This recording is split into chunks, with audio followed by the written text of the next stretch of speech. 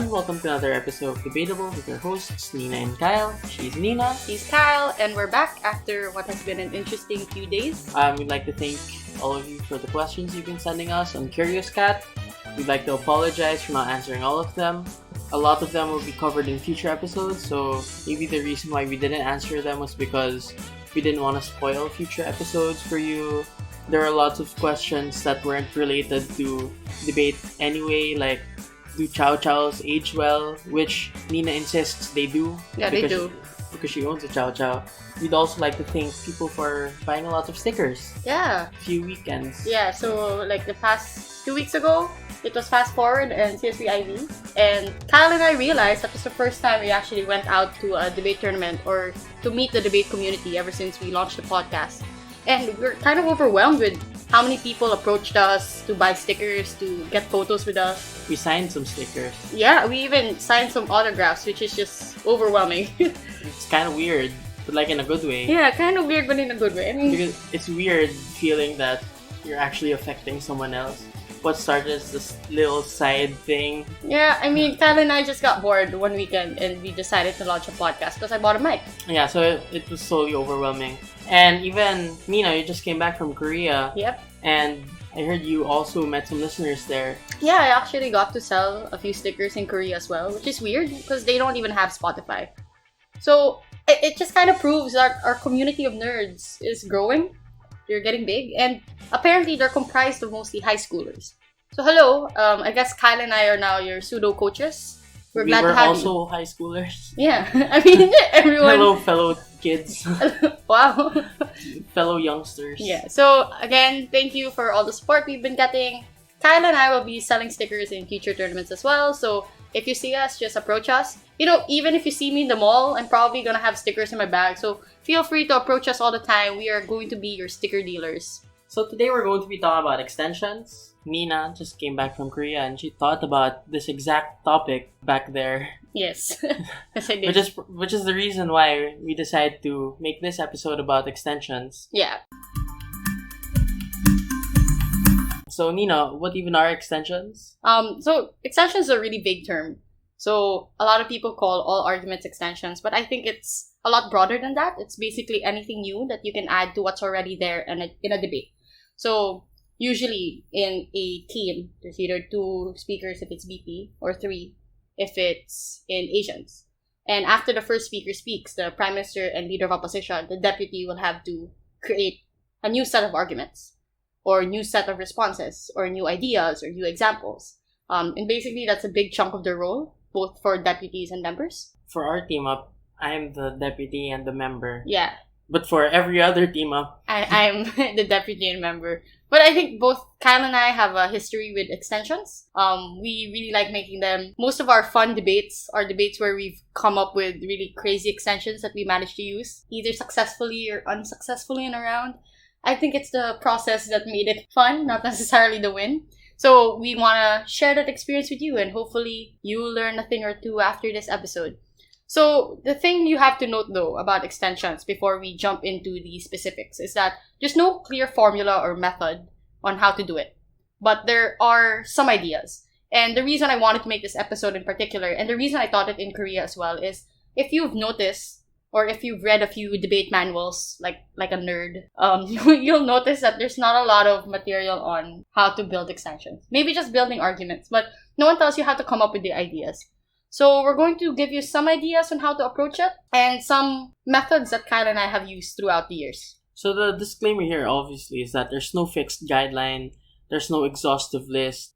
This is just basically a starting point. At some other future point, you're going to have to find what works for you. Mm-hmm.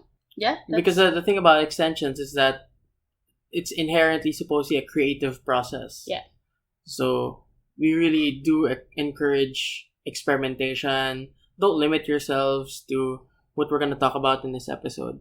So yeah, let's get into it. Yeah. So the first thing I want to do though is introduce the types of extensions that you can have in a debate.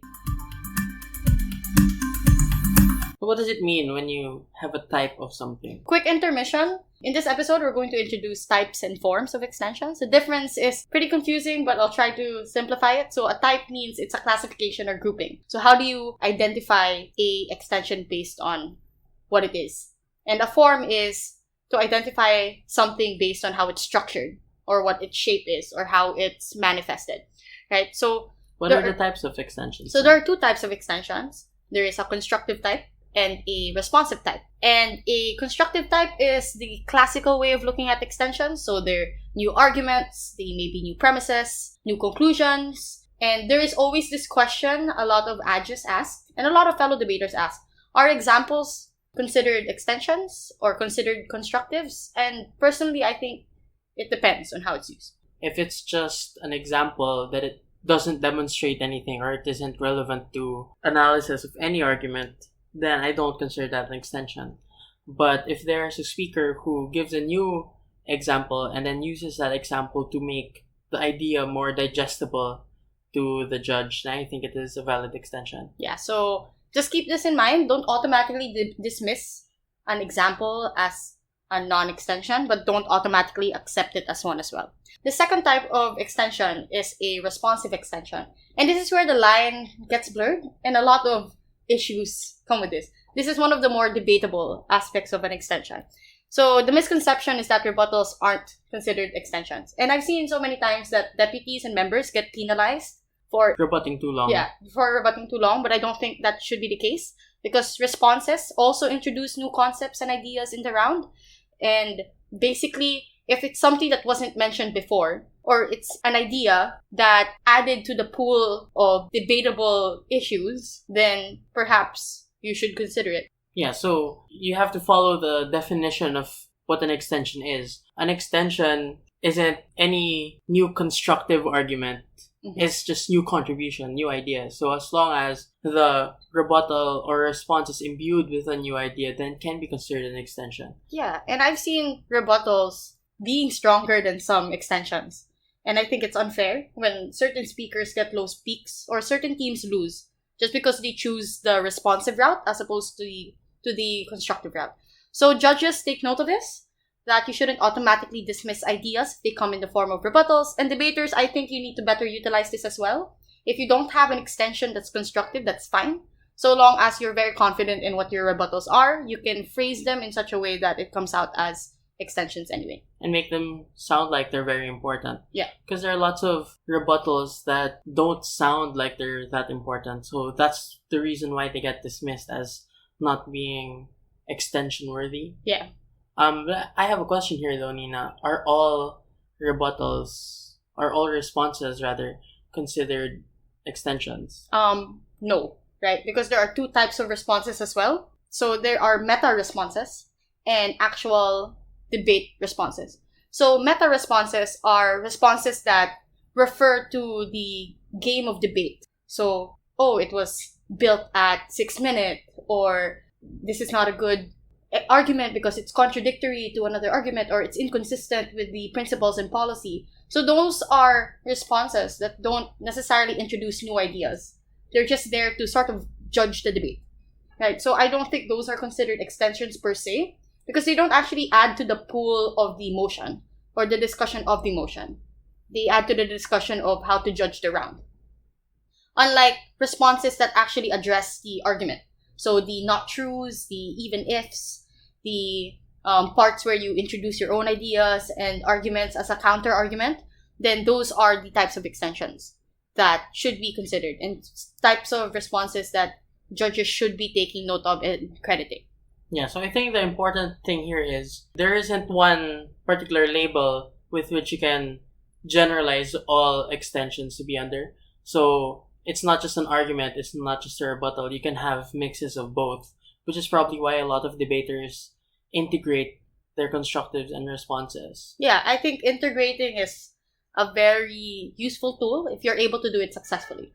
Personally, I'm the type that doesn't really have separate responses anymore. I used to, but now when I argue, I just integrate the responses in it because I recognize that they could be credited to help my argument as well. So they just become one big extension. Yeah, so it's less about the signpost and more about whether or not there are ideas that are given. Okay, so that's the first part.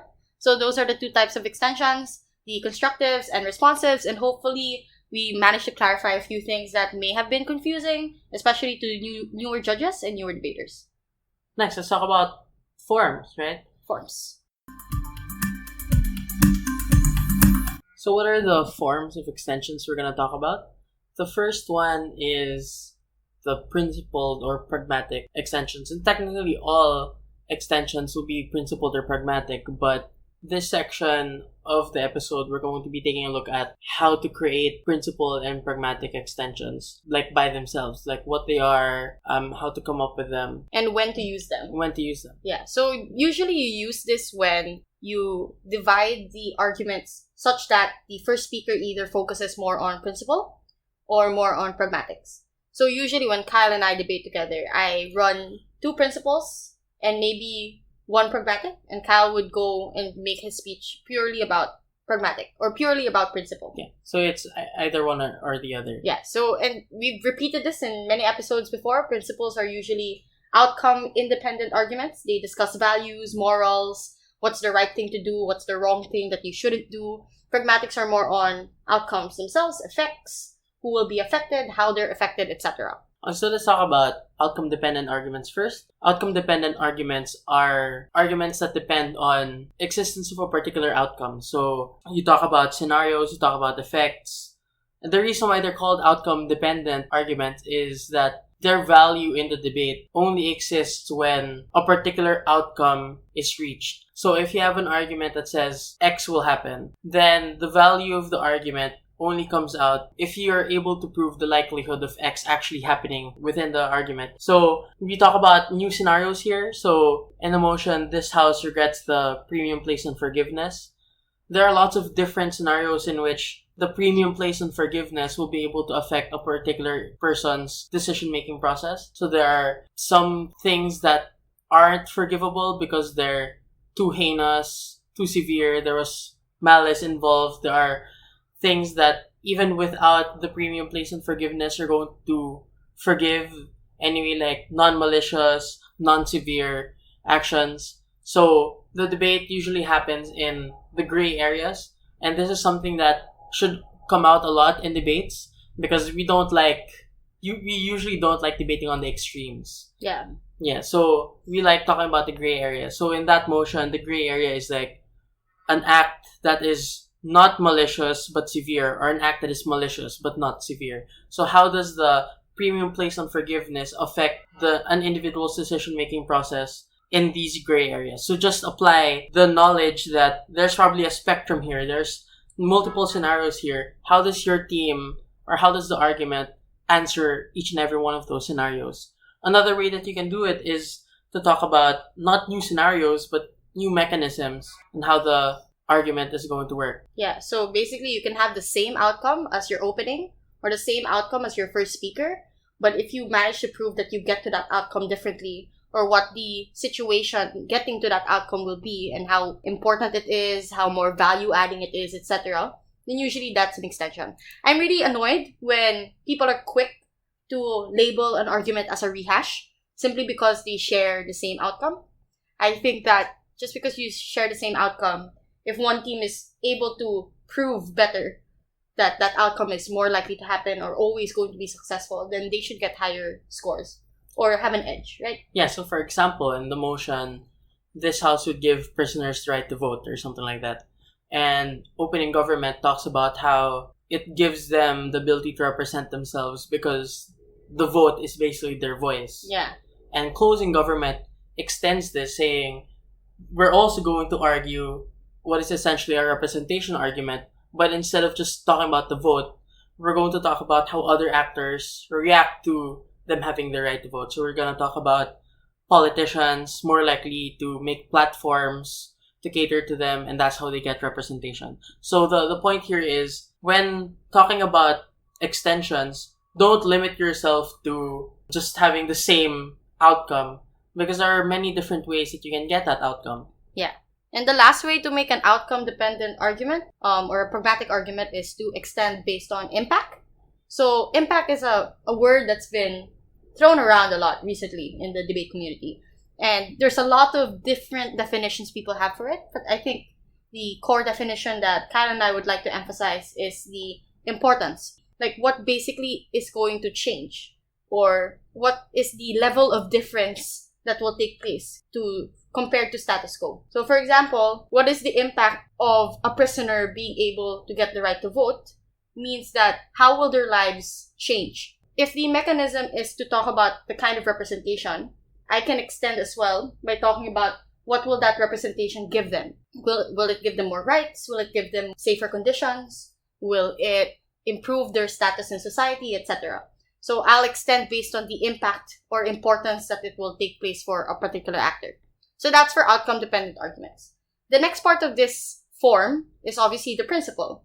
And Kyle and I have discussed this quite a few times in previous episodes, but I think that for this particular episode, we'd like to focus on what can be considered new principles, how can you come up with new principles, and what exactly they'll look like, especially as an extension speaker. So, new principle. So, for example, again on the motion on giving prisoners the right to vote, how would you suggest giving a new principle in that motion? So, if the first principle was about representation, I could also talk about, as a principle, why they should be given the right to vote regardless of the representation that they get.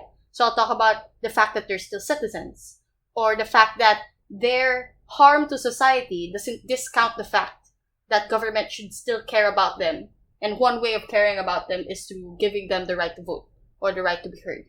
Right? So, if there is an outcome, you can try to extract why that outcome was important to have in the first place. So why was it important to give these citizens better living conditions anyway, or prisoners better living conditions?